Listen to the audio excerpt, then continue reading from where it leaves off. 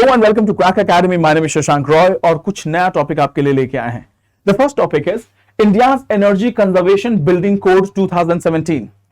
India का energy conservation building code 2017 को हम लेके चल रहे हैं। इंटरनेशनल एनर्जी एसोसिएशन ने इसको एक नोटेबल एक्सेप्शन बताया है अमंग डेवलपिंग कंट्रीज। यानी इंडिया ने 2017 में एनर्जी कंजर्वेशन बिल्डिंग कोड बनाया था, ग्रीन बिल्डिंग का कॉन्सेप्ट दिया था, गृह कोड का कॉन्सेप्ट दिया था, जिसके थ्रू हम एनर्जी इफिशिएंट बिल्डिंग्स बनाने का प्रायोजन रखते हैं। इसको इंटरनेशनल एनर्जी एजेंसी ने एक लैंडमार्क अचीवमेंट माना है डेवलपिंग कंट्रीज के बीच में। अब अर्बनाइजेशन से रिलेटेड कुछ टॉपिक्स को हम डिस्कस कर लेते हैं यहां पे। Now let's look at urbanization. Urbanization की अगर हम बात बोलें तो urbanization, unplanned urbanization and associated issues, ये आपके यूपीएससी का सिलेबस है मेंस का। अनप्लैन्ड अर्बनाइजेशन, अनप्लैन्ड अर्बनाइजेशन के बारे में हम बात कर रहे हैं। नाउ अर्बन एरियाज में एक बहुत बड़ा कॉन्सेप्ट आता है जिसका नाम है urban heat island. Urban heat islands. Urban heat islands का मतलब क्या है? अर्बन हीट आइलैंड्स का मतलब यह है कि अर्बन एरियाज में जो बिल्डिंग्स होती हैं वो कंक्रीट की बनी होती हैं जो हीट को ट्रैप कर लेती हैं। उसके अलावा ट्रांसपोर्ट से निकलने वाला जो इमिशन है, जो फ्यूम है, वो भी इसके पॉल्यूशन का बहुत बड़ा कारण है और ग्राउंड लेवल ओजोन को पैदा करता है। उसके अलावा आपके जो रोड्स हैं वो भी बिल्कुल तारकोल के बने हुए हैं और गर्मी में धधक के जलने लगते हैं। नेक्स्ट इज ग्रीनरी की बिल्कुल कमी होती है। ग्रीनरी की बिल्कुल कमी होती है, इसी के चलते पूरा का पूरा अर्बन एरिया एक अवन के रूप में बदल जाता है, जिसको हम अर्बन हीट आइलैंड कहते हैं। इसका मतलब क्या है कि अगर आप दिल्ली एनसीआर में रह रहे हैं और अपनी गाड़ी को सिर्फ 50 मिनट तक आप ड्राइव कीजिए, 50 मिनट ड्राइव करने के बाद जैसे ही आप अर्बन एरिया से बाहर निकलेंगे तो यहां का टेम्परेचर जो है आपको डिक्लाइन होता हुआ दिखेगा। जैसे जैसे आप अर्बन एरियाज में जाएंगे तो टेम्परेचर आपको बढ़ता हुआ दिखाई देगा, क्योंकि आप अर्बन एरियाज में जा रहे हैं जहां पे हीट आइलैंड बना हुआ, यानी बिल्डिंग्स हैं उन्होंने हीट को ट्रैप कर रखा है, गाड़ियों का फ्यूम है जो ग्राउंड लेवल ओजोन पैदा कर रहा है। लेकिन जैसे ही आप अर्बन एरियाज से रूरल एरियाज में आएंगे तो टेम्परेचर आपको कम होता हुआ दिखेगा। नाउ अर्बन हीट आइलैंड्स के फिनोमिना को कंट्रोल करने के लिए हमने बिल्डिंग कोड्स बनाए हैं जिसको हम ग्रीन बिल्डिंग कोड्स कहते हैं, जिनको ग्रीन बिल्डिंग कोड्स कहते हैं। ये ग्रीन बिल्डिंग कोड्स जो हैं ये आपके सस्टेनेबल डेवलपमेंट गोल्स नंबर 11 को और 12 को डायरेक्टली सपोर्ट करता है। Sustainable cities and communities, responsible consumption and production, sustainable development गोल से इसको इंटीग्रेट कर लीजिए। उसके अलावा 74th अमेंडमेंट एक्ट, म्युनिसिपैलिटीज को भी आप इसमें इंटीग्रेट कर लीजिए। 74th amendment act. नाउ ये ग्रीन बिल्डिंग कोड्स क्या है, ये गृह कोड्स क्या है? ये एनर्जी इफिशिएंट बिल्डिंग्स हैं।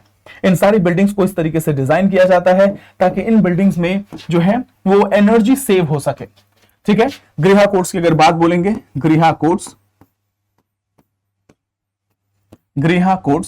ये एच हटा दीजिएगा। ये क्या है? ये ग्रीन बिल्डिंग कोड है। ये क्या है? ये ग्रीन बिल्डिंग कोड है। इन बिल्डिंग्स को बनाया जाता है ताकि ये बिल्डिंग्स कम से कम एनर्जी कंज्यूम करें, कम से कम एनर्जी कंज्यूम करें।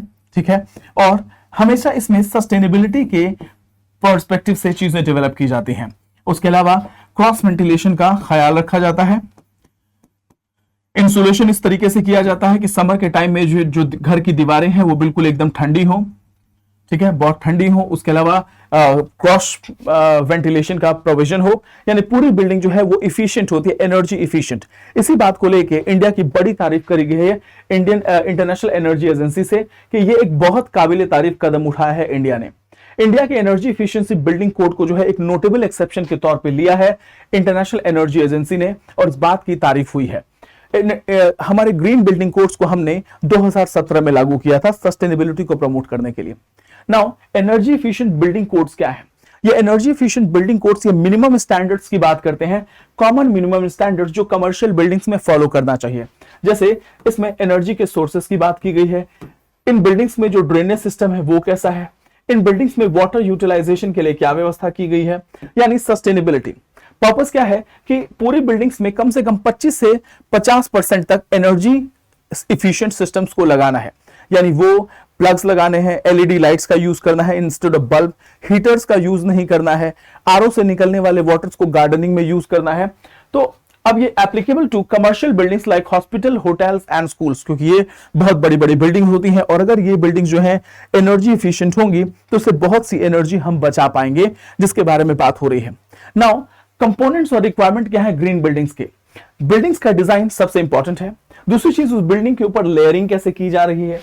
उसके अलावा लाइटिंग क्या है, हैवैक क्या है, इलेक्ट्रिकल सिस्टम कौन से यूज किए जा रहे हैं। उसके अलावा मैंडेटरी एंड प्रिस्क्रिप्टरी बाउंड्रीज है और applicable to new and existing buildings. अगर आपके पास एक पुरानी बिल्डिंग है उसको भी आप गृह कोड्स के स्टैंडर्ड पे, यानी इन एनर्जी एफिशिएंट बिल्डिंग्स के स्टैंडर्ड्स पे उसको आप जो है पैरामीटर्स पे उसको फिट कर सकते हैं, रेट्रोफिटिंग करा सकते हैं। Now categories for compliance. Now building categories को हमने energy efficiency building code, ECBC plus और सुपर ECBC बेस्ड एफिशिएंसीज दिए गए हैं और इन बिल्डिंग्स को हम सर्टिफिकेट भी देते हैं। इन बिल्डिंग को हम सर्टिफिकेट भी देते हैं और हमारा जो टेरी है, the energy and resource institute जो है, ये इन बिल्डिंग्स के लिए भी सर्टिफिकेशन करता है। इसमें बहुत सी प्रायोरिटीज आती हैं, जैसे रिन्यूएबल एनर्जीज को इंटीग्रेट कैसे करना है, पैसिव डिजाइन सिस्टम को कैसे फॉलो करना है, क्रॉस वेंटिलेशन को कैसे इंश्योर करना है, वेस्ट मैनेजमेंट को कैसे इंश्योर करना है, जो वेस्ट वाटर है उसको कैसे यूटिलाइजेशन करना है, कम से कम एनर्जी प्रोड्यूस करना है और बिल्डिंग जो है कम से कम कार्बन इमिट करे। नेक्स्ट, स्टेट का इंप्लीमेंटेशन की अगर बात बोले तो इंडिया में 23 स्टेट्स हैं जिन्होंने ECBC रूल को फॉलो किया है। सिर्फ 15 ऐसे स्टेट हैं जिन्होंने एनर्जी एफिशिएंट बिल्डिंग्स को फॉलो नहीं किया है, बट बहुत से ऐसे स्टेट हैं, state such as Karnataka, Telangana, Andhra Pradesh जो है, इसमें इनकी बहुत पहल है। बहुत बड़े पैमाने पे इन स्टेट्स में, जैसे केरला में बहुत सी ऐसी बिल्डिंग है गवर्नमेंट की जिनको एनर्जी एफिशिएंट बिल्डिंग्स के तरीके से बनाया गया है। गुजरात, महाराष्ट्र, जम्मू एंड कश्मीर, लद्दाख और मणिपुर में जो है अभी भी इनका इंप्लीमेंटेशन नहीं हुआ है ना। पोटेंशियल क्या है? पोटेंशियल ये है कि अगर हम इनमें डिले इन ECBC नोटिफिकेशन में result in significant energy losses. जिस तरीके से ग्लोबल वार्मिंग बढ़ रहा है और जिस तरीके से हम कार्बन इमिशन को हम कंट्रोल करना चाहते हैं, जैसे गवर्नमेंट ऑफ इंडिया ने टारगेट लिया है नेट जीरो इमिशन का टारगेट बाय 2070। अगर नेट जीरो इमिशन का हम टारगेट लेंगे तो सबसे पहले हमें ट्रांसपोर्ट से निकलने वाले इमिशन को कंट्रोल करना है। उसके अलावा इंडिया के अर्बनाइजेशन को, इंडिया के अनप्लान्ड अर्बनाइजेशन को अगर हम प्लान्ड अर्बनाइजेशन में कन्वर्ट कर दें और हम ये मैंडेटरी कर दें कि बिल्डिंग कंस्ट्रक्शन में एनर्जी एफिशिएंसी का ध्यान रखना है, तो शायद इंडिया का ये टारगेट बहुत जल्दी अचीव हो जाएगा। अभी हाल ही में गवर्नमेंट ऑफ इंडिया ने एनर्जी कंजर्वेशन अमेंडमेंट एक्ट 2023 लागू किया है। इसका पर्पस यह है कि बिल्डिंग कोड को एक्सपैंड किया जाए। उसके अलावा ECBC यानी एनर्जी कंजर्वेशन बिल्डिंग कोड्स को energy conservation and sustainability building code के नाम से बदल दिया गया है। इसमें carbon, net zero emission, resource efficiency, clean energy और सर्कुलरिटी के बारे में प्रोविजन रखे गए हैं। आने वाले जो रेजिडेंशियल प्रोजेक्ट हैं गवर्नमेंट ऑफ इंडिया के, उसमें क्या किया गया है, एनर्जी कोड को इसमें एम्बेड कर दिया गया है। इको निवास संहिता को मैंडेटरी बना दिया। ये क्या है? ये सर्टिफिकेशन है, ये लेवल ऑफ सर्टिफिकेशन है बिल्डिंग के लिए, ठीक है। उसके अलावा eco Niwas Samhita followed by state rule notification, ये सारे बिल्डिंग के कोड्स गवर्नमेंट ऑफ इंडिया ने डेवलप किए हैं ताकि सस्टेनेबल सिटीज यानी सस्टेनेबल डेवलपमेंट गोल नंबर 11 को हम प्रमोट कर सकें। Sustainable cities and communities, sustainable cities and communities को प्रमोट करने के लिए हमने ये बात करी है। So this is it in this article. हम फिर से मिलेंगे नए टॉपिक के साथ, तब तक के लिए thank you so much. May God bless you all. जय हिंद, जय भारत।